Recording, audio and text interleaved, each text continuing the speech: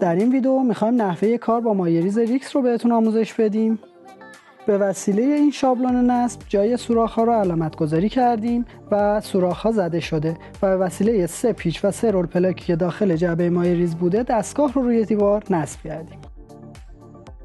مایه‌ریز ریکس دارای قفل ایمن بوده و به هیچ عنوان قابلیت باز شدن بدون کلید رو نداره. این کلید دستگاه مایه‌ریز هستش. کلید به صورت افقی داخل دستگاه قرار میگیره، میگرده و درب دستگاه باز میشه.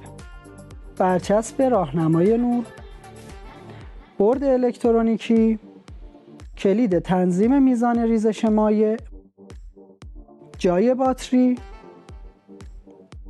و در این قسمت هم جک آداپتور برای روشن کردن دستگاه با برق. باتری ها رو جا میزنیم.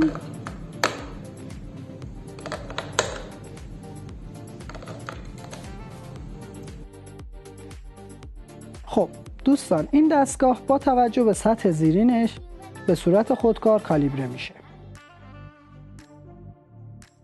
همونطور که مشاهده میکنید هر بار که شما درب دستگاه مایه‌ریز رو باز میکنید و میبندید دستگاه نور سبز رنگ میده و شروع میکنه به کالیبره شدن.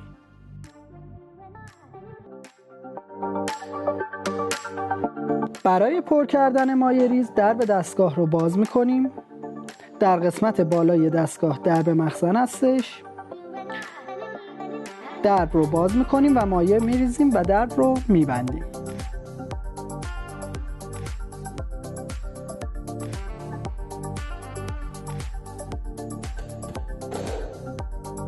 و تست کلی دستگاه.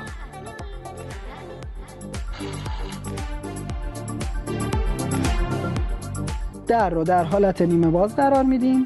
دکمه قرمز رنگ روی برد الکترونیکی رو فشار میدیم.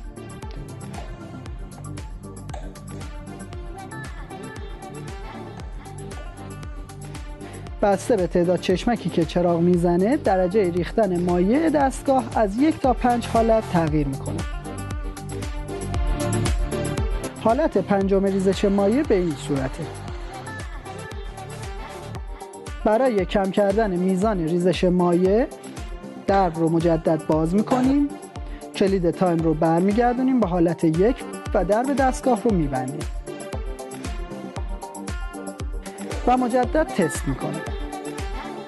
همونطور که مشاهده میکنید میزان مایع به سطح 1 برگشت. ممنون از توجهتون.